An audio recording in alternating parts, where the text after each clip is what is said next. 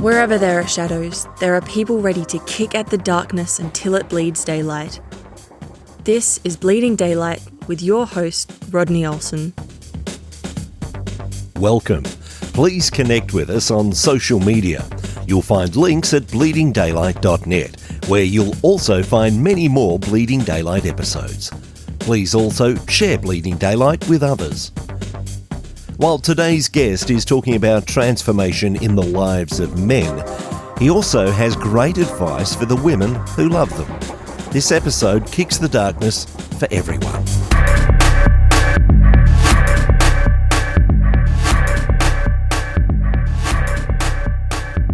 Today's guest believes that one man can make a difference in the world, and that God is a God of second chances who wants to do extraordinary things in our otherwise ordinary lives.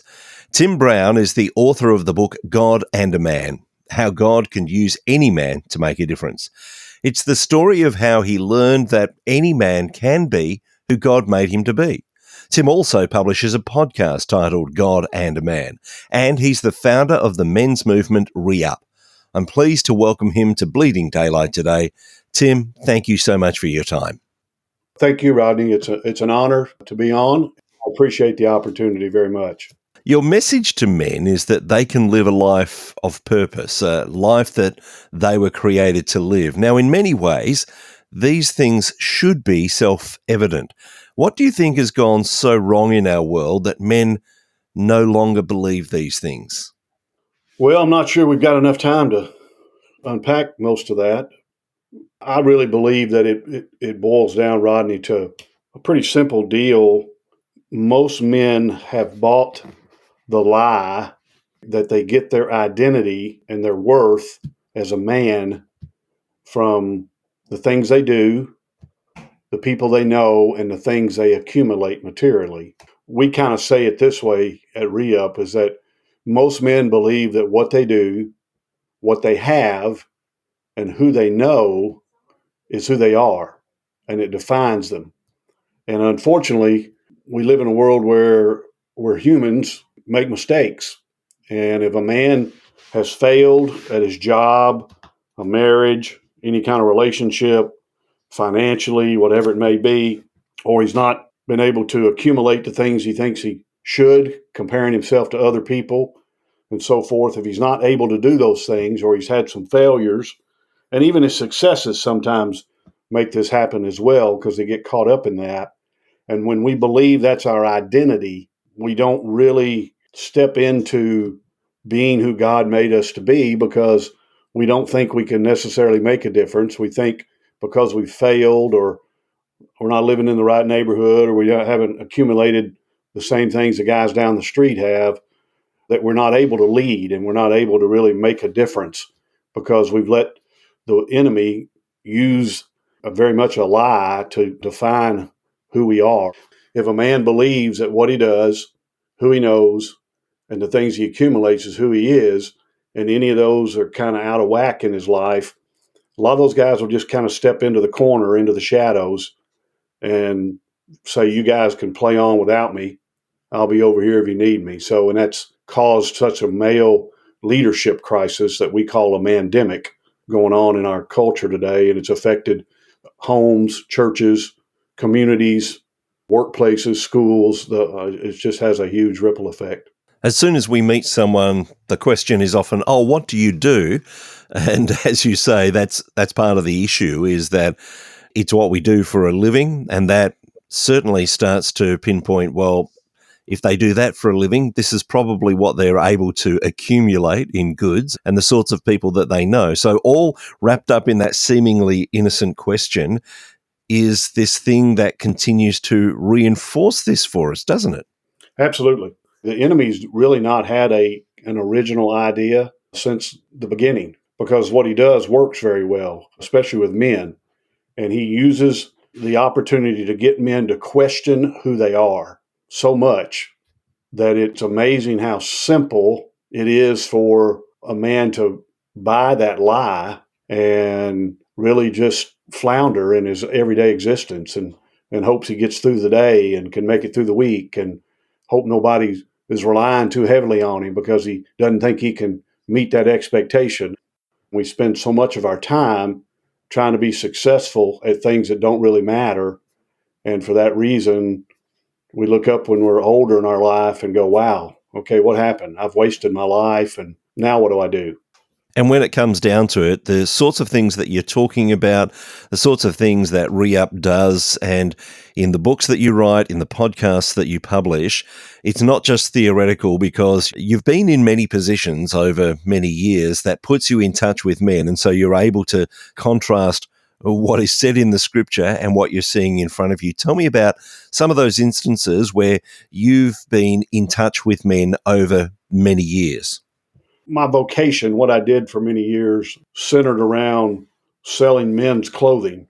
A lot of that was not necessarily in a retail store setting. I worked with a company, and then I started my own company about 12 years ago that my son and another gentleman have kind of taken over now. But I would call on guys directly in their office or their home and deal with them one-on-one, and would sell them custom-made clothing, suits, sport coats, shirt, all those types of things. Not that there was a stereotype for this kind of client, but most of these men were successful men because this type of clothing was not inexpensive. It did require you to have the ability to spend that kind of money on that type of clothing. So I dealt with a lot of successful men, guys that had platforms, influence, professional guys, doctors, attorneys, people that own their own companies. And in most of their communities, they were pretty significant men. And as I would deal with these men, Rodney, I would go in there and meet with them, and we'd spend 20 minutes or so dealing with the clothing aspect. And then from there, it just seemed like most of the time the conversations would turn to where these men were sharing really all the stuff in their life. Apparently, I had a sign on my forehead that said, if you've got problems, dump them here. I would leave lots of guys' offices an hour later after listening to these guys share all these intimate things about their life and how they were unfulfilled, and they didn't have much of a relationship with their spouse, and their kids didn't have much to do with them, and they didn't have any friends, but they had all the stuff. They'd been successful, and most of the young guys in their community would want to be them. As that started to happen, I really started to sense that the Lord was trying to show me something. The more and more that happened, I started to see that there was an identity problem, that these men did not know their identity, and that they had really just bought that lie that what they did and the people they knew and the things they could accumulate was who they were. So that's what they spent all their time doing, was trying to meet that standard. And along the way, they missed out on being somebody that made a difference. I had one particular instant with a client who was in his mid-60s at the time. I was in his office one day, and he told me that he was jealous of me.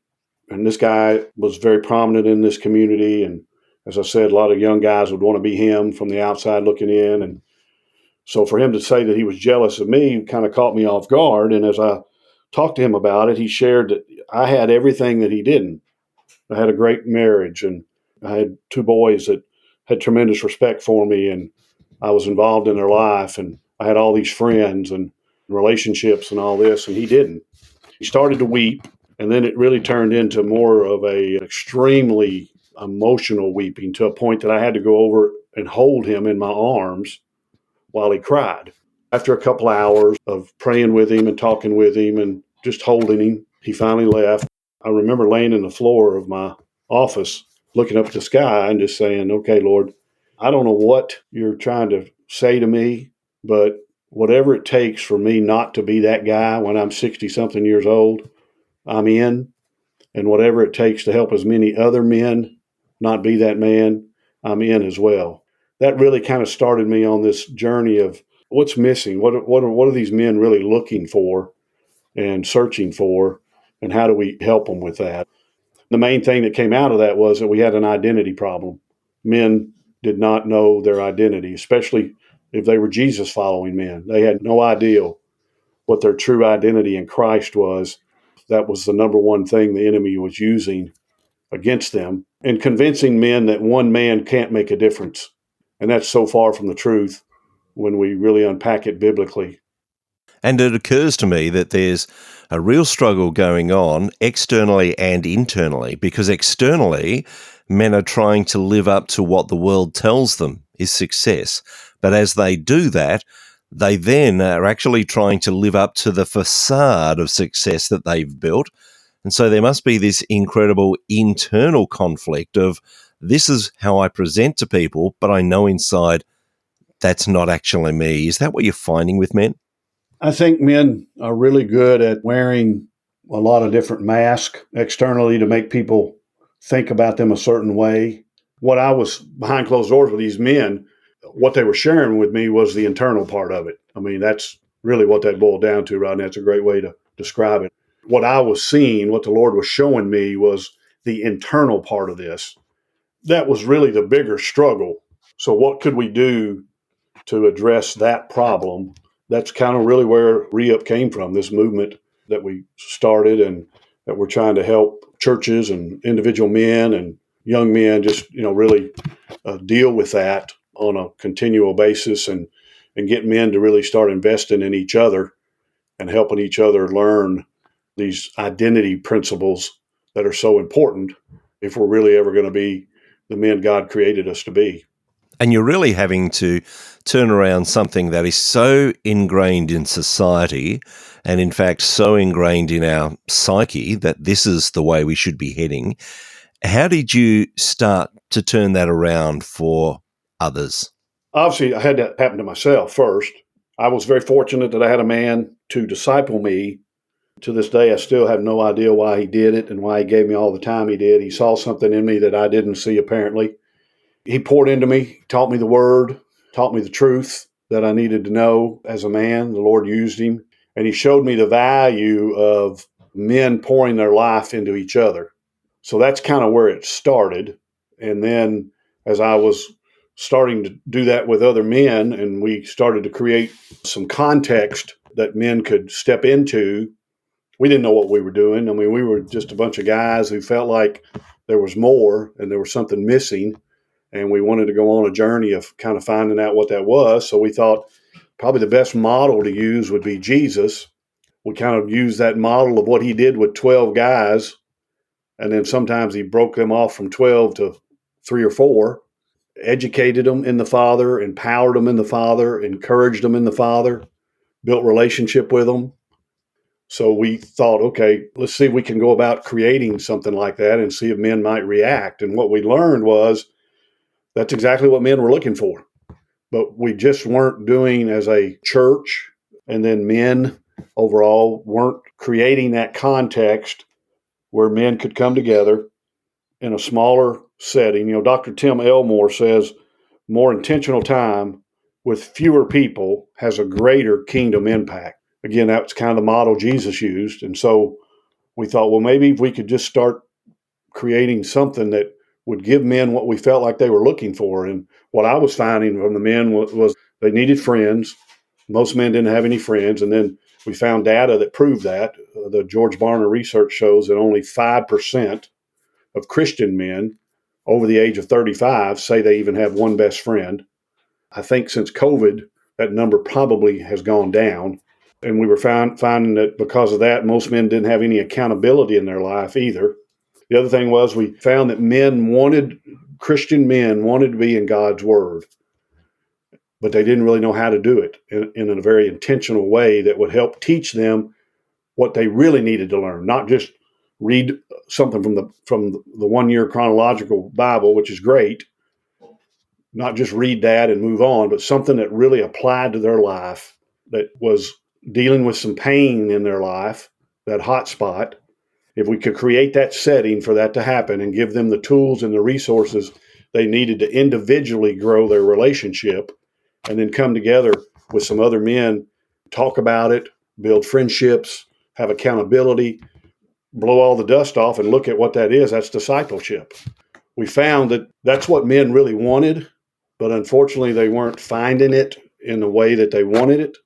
So we just created something we thought they were looking for. Doesn't mean it's the answer every time, but we've had thousands of men react to it. What we've learned is that men don't know this is what they're looking for until they see it. And because they're not seeing a lot of it, they don't know that's what they're looking for. But when they see it, they jump all over it. So that's how we started the journey almost 15 years ago now. And again, it hadn't been rocket science. We've just kind of based it off of Jesus's model. And the Lord's done some really cool things. I think one of the keys that you mentioned there is that man who all those years back saw something in you that you didn't even see and came alongside you. I'm wondering how complex that can be when even someone coming alongside us and saying, hey, I see something in you, if we're living that facade that society has taught us to live, do we even believe that? Because we're still saying, well, no, you're seeing the facade, so how can you actually see something in me? How do we actually get men to understand it's like, no, I see deeper than that. I know that you've got faults because we all do, but I still see that there's something in you. I still believe that there's something in you that can change the world around you. Man, that's a great question. I hope I can answer it in a way that makes sense and communicates some hope for men to do that and to be a part of that. I guess really, Rodney, where I like to start is even if we're living that facade, I think one of the things we've really got to help men understand is every man is God's man. Now, that sounds pretty simple, and it sounds just like a blanket statement, but we really think that's got to be the starting point. Using statements like, the man you will someday be, you are now becoming. If the guy's living in that identity facade, that false identity, when you recognize that every man's God's man, that's where it starts. When I said that guy saw something in me that I didn't see, I'm not saying it was some spectacular thing that only I had. I just think he saw in me that I could be God's man if I understood I was God's man. But what's interesting is that every man's God's man because they were made in God's image. It's really been amazing to me just the simplicity of just reminding men, getting in their ear as much as you can, hey, you are God's man. You are God's man. And the man that you're someday going to be, you are now becoming. So right now matters. When you hear that statement that the man you're someday going to be, you're now becoming, does that encourage you or does that scare you? Most men will say, well, it scares me because I don't even like who I am right now. The fact that that's who I'm going to become, that scares me even more. So that kind of gets the guy's attention. I want to help convince this guy right here that there's something about him that God can use. I believe it starts with in his ear all the time, you are God's man. You are God's man. You are God's man. And that the man you're someday going to be, you're now becoming. So now let's do something about that. Because the enemy convinces them and puts in their ear most days, no, you're not God's man. I mean, you barely get through the day. You can't even pay your bills. You're not leading your home, or, all these lies. That's another reason the subtitle of my book, where it says how God can use any man to make a difference. I think one of the other problems is we have bought the lie that the enemy has sold us. One man can't make a difference anymore. That's so far from the truth. I mean, especially when we go scripturally and look at just ordinary men, that God used one individual man to make a huge difference in the lives of so many people. And so we got to start believing that again. I imagine that there's men listening at the moment thinking, well, that is something that I want in my life, but not everyone that is listening is in the US, so they can't all connect in with REUP in the way that some can, that there are people listening right now from right around the world. What is the first step that those men need to take if this sort of thing is resonating with them? Well, the good thing is we realized a couple years ago that if we were really going to be impactful with this, that we had to set it up where any man could access what we're talking about from anywhere. And obviously that takes technology. The Lord dropped in our lap a little over 2 years ago, a gentleman, one of the smartest human beings I've ever met. And he really bought into what the Lord had called us to do. And he said, I want to build you a technology platform that will make this accessible to anybody across the world at any time, help you build a opportunity to give these men what they're looking for. We've created a platform called REUP, REUP, dot impact, IMPACT, dot app, APP, reup.impact.app. And you can go on there individually. Our signature study that we've created for men, which is called Identity, Don't You Know Who You Are, is there. It's a daily format that we've put together for you to get in God's Word, for Him to teach you your identity. But then also, if you want to do it with a group of men, whether it be in person, getting some guys together in your home, at a restaurant, your church, whatever it may be, we call that a fire team of men. And we like it to be about 6 to 8 men. Or if you want to do it virtually and do the same thing. And we've created an entire structure for you to use when you come together each time. It's a weekly structure. We've created all the resources for you to use inside those meetings, and then all the scripture studies that you need to be doing on an individual basis with your team that you come together each week and work through and talk through. So you can do it from anywhere at any time. You can join that platform. It explains to you how to access everything. We'll even communicate with you if you reach out to us and help you in any way we can. And we've just released this. It hadn't even been a year ago now, and we're really starting to get some traction behind it. I'm very aware that there will be women listening at the moment and they're thinking, I'd love to get the men in my life involved in something like this. But if we know anything about men, we know that we're not likely to just be cajoled into something. So how do the women listening gently bring their men to an understanding that here is something that I think will be of value for you? Well, again, you got some great questions for me, Rodney, that I don't get a lot. You're correct. I mean, men don't like to be pushed, especially by their spouse in certain areas, especially when it comes to something like this. But one of the places they might start, they can go to our website, reupmen.com, and they can purchase my God in a Man book and give it to their husband. And we have seen that book be a tremendous on-ramp to men deciding, hey, you know what? I need to figure out my identity. I need to make sure what happened to this man I just read doesn't happen to me. And I can stop the trajectory of my life and go in a different way. That would probably be, I know that kind of sounds self-promoting, but we've just seen that be so effective with so many men, whether a wife buys it for a guy or a buddy of his reads it and buys another copy for a guy. We've just seen the Lord really use that as a way to really encourage and cause men to go, okay, I need to go on this journey of pursuing God's heart.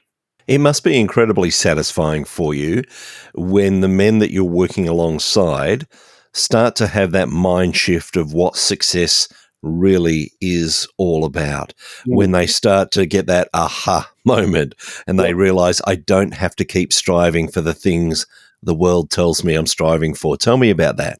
When the light bulb goes off that you are who God says you are, that you are justified, you're redeemed, you're glorified, you're holy, you're blameless, you're the righteousness of God Himself, you're truly a child of God. He sees you as a completed work in your person because He took care of your problem, which before you met Jesus, your problem wasn't sin, it was who you were that was causing you to sin, that you got from Adam, that you didn't sign up for, but you got it. Every person was in Adam's gene pool when he sinned, and we all inherited that nature, that sinful nature, and we were separated from God. We were a child of wrath, as Ephesians 2:3 tells us. And understanding then, once we give our life to Christ and we become this completed work in His eyes, and that what we do doesn't change that. In other words, if I had a meter, a person meter, when I gave my life to Christ, my person meter went to 100. It'll never be 101. It'll never be 99. In God's eyes, it's 100. And that was my problem, who I was. And my behavior as I live out my life won't change in His eyes who I am.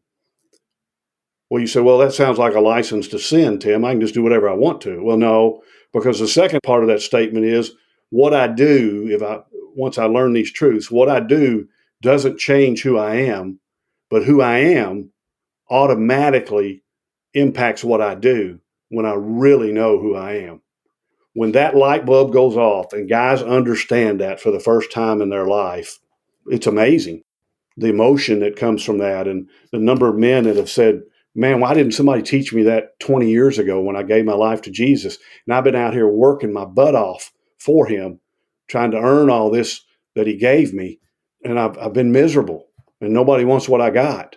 When I really understand I'm a child of God and what that really means, and that what I do doesn't change that in his eyes, but who I am in him as I continue to go on this journey of pursuing him, it changes my life. I mean, the ripple effect, what I do. So then I turn around and I want to invest in some young men and help them learn the same thing, which is called discipleship, which is what the church has been called to do. I mean, the number of wives that'll tell us, man, it's like an alien has invaded my husband's body. I mean, he's become this unbelievable husband.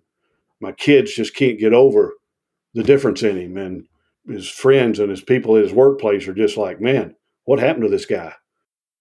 What's interesting, Rodney, is people ask me, say, well, Tim, this journey you've been on, they've read my book, they see all the health issues I've been through, all the stuff I've been through, different things, dealing with men like I have for all these years. And they're like, so, man, tell us some unbelievable revelations and truths that the Lord has taught you. There's bound to just be these deep truths. And I'm like, well, I hate to disappoint you, but really it's just one, and it sounds pretty basic. And it's this: God is who he says he is. What more do we really need to know in a deep manner? That he truly is who he says he is. Tim, I'm sure there are people who want to get in touch, who want to get connected with what you're doing. What is the easiest way for people to find you? Both of those URLs I gave you a while ago, the reupmen.com, the reup.impact.app, or, man, I'd love to, if you just want to shoot me an email, I'd be honored and in any way I could help. And that's Tim, Tim, at reupmen, REUPMEN.com.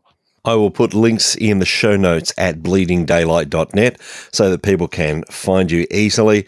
Tim, thank you so much for sharing some of your journey with us and the opportunities that you're having to shift the idea of success in the minds of men, to reset them to what they were originally designed to be. Really appreciate your time, and thanks for being on Bleeding Daylight today. Rodney, it was an honor, and if we can help any man become God's man and who God made him to be, we'll give it everything we got. Thank you for listening to Bleeding Daylight. Please help us to shine more light into the darkness by sharing this episode with others. For further details and more episodes, please visit bleedingdaylight.net.